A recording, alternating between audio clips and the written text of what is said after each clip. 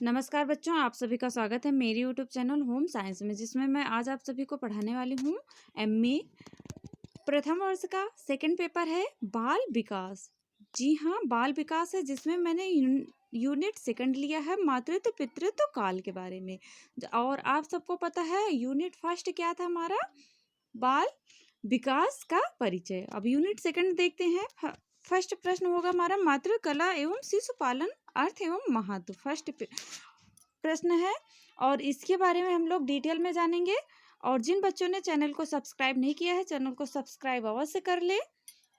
जैसा कि देख पा रहे हैं, मातृत्व का अर्थ, meaning of mother craft, chamber dictionary में मातृ कला का अर्थ बताया गया है। क्या बताया गया है इसके बारे में जानते हैं। शिशु पालन के लिए आवश्यक ज्ञान। जी हाँ, जो शिशु है उसके पालन पोषण के लिए जो आवश्यक ज्ञान होती है, वह दक्षता होता है, वही हमारा क्या कहलाता है, वही हमारा मातृ कला कहलाता है। इंग्लिश में देखते हैं, knowledge and skill required for care of child. इतना याद रखना मोस्ट है। अगर आ जाता है मातृ कला क्या है, तो इतना ही आप सब दे सकते हैं आंसर में, तो इससे भी एग्जामिनर के ऊपर काफ़ी इफेक्ट पड़ेगा। यहाँ पशुपालन लिख गया है, ये टाइपिंग के कारण है। यहाँ पर शिशु पालन होना चाहिए। शिशु पालन से तात्पर्य है, आप सब इतने नॉलेज के साथ एमए कर रहे हैं कि आप सबको पता है शिशु पालन से तात्पर्य होना चाहिए बालक को छोटे से बड़ा करना। जी हाँ, बालक जो छोटा बच्चा है उसे छोटे से बड़ा करना ये माँ की जिम्मेदारी होती है। उसे उसका पालन पोषण करते हैं, खान पान पे ध्यान रखती हैं, जिसके कारण बच्चा छोटे से बड़ा होता है और निर्भर से आत्मनिर्भर होता है। आप सबको पता है, पहले वह बच्चा अपनी माँ या अपने फैमिली मेंबर के ऊपर निर्भर होता है। उसे प्यास लगती है तो वो पानी के लिए रोता है, भूख लगती है दूध पीने के लिए रोता है। फिर उसके बाद धीरे धीरे वो बोलना सीखता है, फिर आत्मनिर्भर होता है, वो स्वयं से ले सकता है, फिर असहाय से स्वावलंबी भी बन जाता है। इसी प्रकार आशा करती हूँ सबको समझ में आ रहा होगा। आगे देखते हैं क्या हमारा मातृकला शिशु पालन का महत्व, इसके बारे में हम लोग देखते हैं। आप सब ध्यान से सुनना जिससे समझ में आए और देखना क्या है importance of mother craft and child care. मातृकला माता को शिशु पालन के लिए प्रशिक्षित करती है। जी हाँ, जो हम लोग पढ़ रहे हैं मातृकला, ये हमारा चैप्टर है।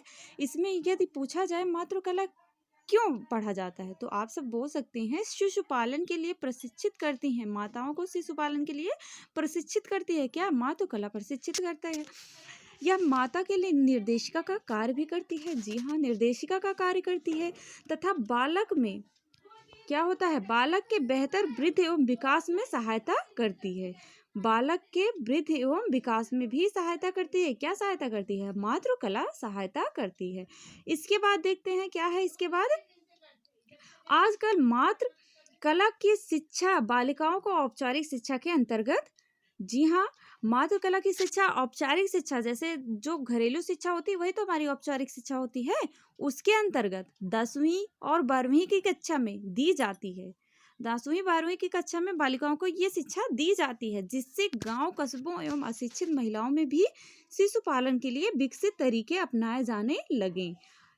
किस लिए 10वीं 12वीं की कक्षा में पढ़ाया जाता है, इसलिए पढ़ाया जाता है ताकि महिलाएं गांव के कस्बों में यदि वहां से बिलोंग करती हैं तो अशिक्षित शिक्षा के साथ भी अशिक्षित न रहें अपनी फैमिली के साथ, जिससे वो महिलाएं अपने शिशु के पालन के लिए भी विकसित तरीके अपनाएं और जाने तथा गर्भावस्था में माँ को की तथा जन्म के शिशु की मृत्यु दर को भी कम किया जा सकता है। जैसा कि आप सब जानते हैं, कभी कभी ऐसा होता है गर्भवती स्त्री भी एक्सपायर होती है, उसके साथ बच्चा भी एक्सपायर होता है। कभी कभी बच्चे की अच्छे से देखभाल नहीं कर पाती हैं माताएं गर्भावस्था में, तो बच्चा गर्भ में ही मृत्यु को प्राप्त कर जाता है। इसलिए ऐसा हम लोग मातृकला के बारे में जानना बहुत ही आवश्यक होता है, जिससे शिशु की देखभाल हो सके और माँ की देखभाल हो सके। आगे हम लोग देखते हैं क्या है हमारा प्रश्न, हम इसके बारे में जानेंगे क्या है महत्व के बारे में जानेंगे। ये बच्चों क्या है महत्व है, मातृकला एवं शिशु पालन का महत्व है। और ये कितने हैं, लगभग 11 हैं, जो हम एक एक करके पढ़ेंगे। और आप सब अच्छे से इसे नोट कर लेना, ये पेपर में अवश्य आता है। जैसा कि फर्स्ट है गर्भावस्था की आवश्यकताओं एवं उनकी पूर्तियों का ज्ञान होना। जी हाँ बच्चों, यदि एक बालिका है, एक महिला है जो गर्भावस्था की आवश्यकताओं एवं उनकी पूर्तियों का ज्ञान अगर उसे पता है तो वह मातृकला में निपुण है और वो अपने बच्चे की केयर बहुत अच्छे से कर सकती है और अपने स्वयं की भी केयर कर सकती है। और नंबर 2 है हमारा गर्भावस्था में शिशु के उचित विकास में सहायक। जी हाँ, गर्भावस्था में यदि शिशु के विकास में उचित सहायक, जैसे कि आप सबको पता है मातृ एवं शिशु पालन के ज्ञान के कारण गर्भावस्था में शिशु की उचित विकास नहीं हो पाता है, और यदि इसका ज्ञान होगा गर्भावस्था में तो मातृ को, तो इससे शिशु का उचित विकास होगा और इस प्रकार दोनों के ज्ञान के परिणाम स्वरूप गर्भावस्था में बालक में उचित विकास एवं मातृकला में शिशु का पालन बहुत अच्छे से हो सकेगा। और नंबर 3 हमारा प्रसवकालीन जानकारी प्रदान करना। जी हाँ बच्चों, हम मातृकला से इस टॉपिक को पढ़ने से हमें प्रसवकालीन जानकारी भी प्रदान होती है, जैसे important knowledge regarding child birth.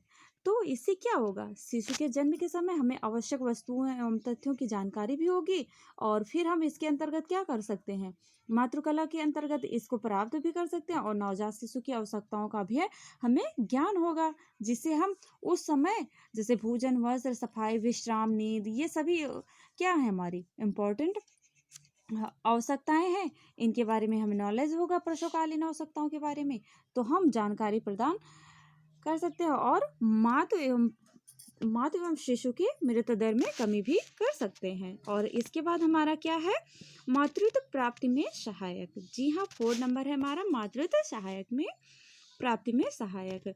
इससे क्या होगा, एक गृहिणी जो है, एक माता जो है, वो इसका ज्ञान उन्हें होगा तो वो अपने जीवन में नौकरियां जो होती हैं वो अपने मातृत्व एवं विभिन्न योग्यताओं के कारण ज्ञान को प्रदान कर सकती हैं और साथ साथ मातृत्व में बाधक होने वाली जो कठिनाइयां आती हैं उनसे निपटने का भी उन्हें ज्ञान होगा मातृत्व कला के द्वारा। और नंबर 5 है हमारा बच्चों गर्भावस्था में के महत्व का ज्ञान, और इनको इससे मातृकला के द्वारा गर्भावस्था में हो रहे जो महत्व है उसका, गर्भावस्था का, उसका भी ज्ञान इनको रहेगा। जैसा कि पता है मातृकला का अध्ययन हमें गर्भकालीन महत्व का ज्ञान प्रदान करता है। जी हाँ, गर्भकालीन महत्व का ज्ञान प्रदान करता है और हमारी अवस्थाओं, अनेक प्रकार की जो भांतियाँ गर्भावस्था के दौरान जो 9 महीने का प्रोसेस होता है उसके बारे में वह प्राय स्वाभाविक रूप से हमें जीवन का पदार्पण करती है, जिसके कारण जीव हेतु जिसका आरंभ गर्भ में हुआ और उसकी अवस्था नींव के समान है।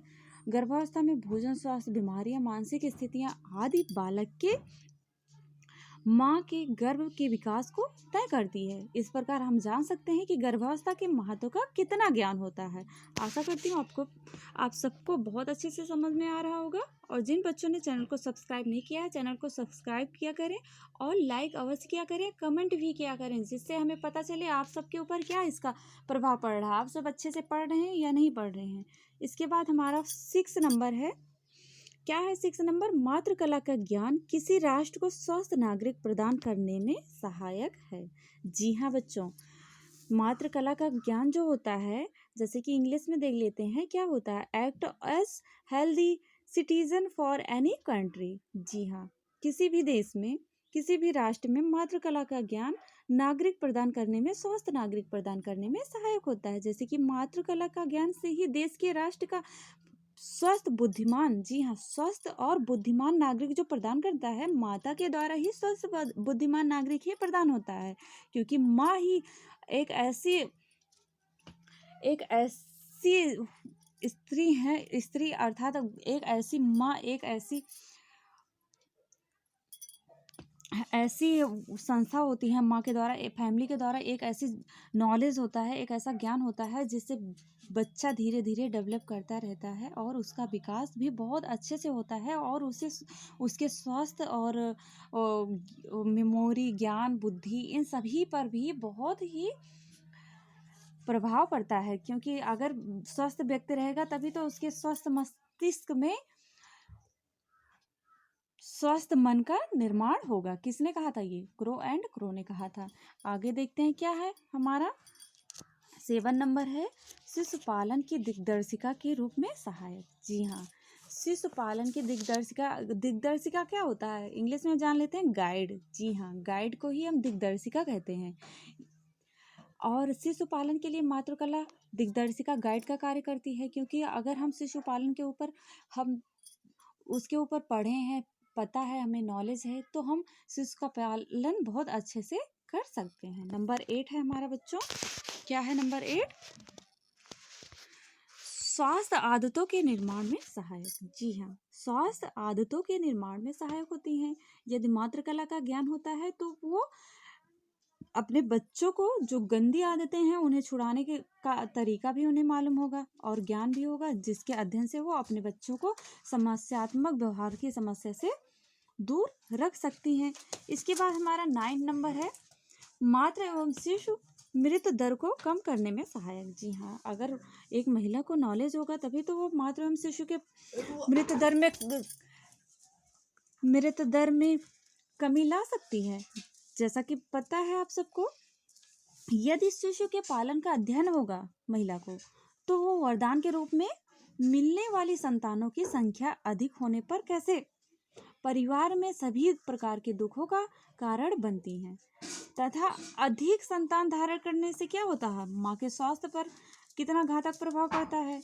इस प्रकार सीमित परिवार में बेहतर शिशु एवं माँ के संबंधों का सृजन तथा पारिवारिक खुशहाली मातृकला के ज्ञान को अपनाने में लाई जा सकती है। यदि एक महिला को इतना नॉलेज होगा तो वो, सबको पता है एकांकी परिवार सबको पसंद है, संयुक्त परिवार नहीं पसंद होता है, इसलिए वो अधिक बच्चों को संतान धारण करने में असमर्थ रहेंगी, अर्थात वो अपने स्वास्थ्य को अपने देखेंगी और अधिक बच्चों को नहीं, सीमित ही बच्चों को सीमित परिवार में बेहतर खुशी के साथ अपने बच्चों का विकास लालन पालन कर सकती हैं। इसके बाद हमारा 11 नंबर है सामाजिक अंधविश्वासों एवं बुराइयों में, जो बुराइयां हैं उनके अंत में सहायक। जी हाँ, मातृकला जो है हमारा वो सामाजिक अंधविश्वासों एवं बुराइयों में सहायक भी होता है। कैसे? जैसे देख सकते हैं, शिशु के जन्म तथा लिंग संबंधी जो शिशु का कभी कभी कहीं कहीं देखा जाता है कि वो कहते हैं हमें बालक ही चाहिए, बालिका नहीं चाहिए, तो अगर वो भ्रूण का जांच करवाते हैं, बालिका होती है तो उसका गर्भ में ही कुछ दवाइयों के द्वारा उसका अबॉर्शन करवा देते हैं या दवाइयों के द्वारा उसको मृत प्राप्त करने पर मजबूर कर देती हैं एक महिला को। यदि वो महिला जिसने गर्भ को धारण किया है, वो महिला अगर इसका नॉलेज होगा उसे, तो वो ऐसा कतई नहीं करेगी। तो इस प्रकार से हम लोग, आशा करती हूँ आप सबको समझ में आया होगा कि क्या है हमारा मातृकला का अर्थ एवं महत्व, इतना तो आप सबको समझ में आ चुका होगा। इसके बाद हम लोग जानेंगे मातृ की योग्यताएं, फिटनेस फॉर मदरहुड। ये बहुत ही इंपॉर्टेंट होगा, नेक्स्ट वीडियो में देखेंगे। जिन बच्चों ने चैनल को अभी तक सब्सक्राइब नहीं किया है, चैनल को सब्सक्राइब अवश्य कर लें और अच्छे से पढ़ें, जिससे पेपर में बहुत अच्छा आप सबका स्कोर हो सके।